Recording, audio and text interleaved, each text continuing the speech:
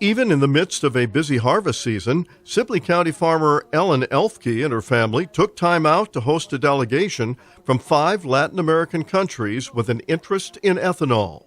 The delegation has been part of the U.S. Grains Council Global Ethanol Conference held in Washington, but a visit to a Minnesota farm was also on the agenda.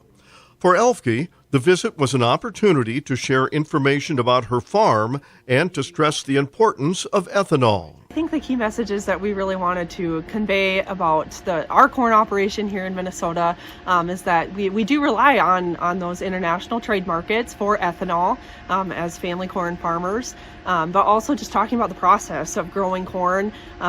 It looks a lot different here in the United States in Minnesota than it does for people in El Salvador and Uruguay and those countries. So talking about the process that goes into it from start to finish. Corn exports are important to Minnesota farmers, but ethanol exports are becoming increasingly vital. It's very important for us, and thanks to the work that Minnesota Corn is doing, with the U.S. Grains Council and working to expand those markets abroad, it's really critical for corn farmers, family farmers like myself, both here in Minnesota and across the country.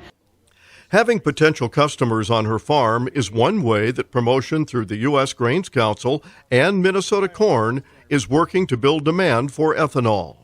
Yearly, there's over 2 billion bushels of corn in the U.S. that go into production for 1 billion gallons of ethanol. And without those international trade markets, we just wouldn't have access to that.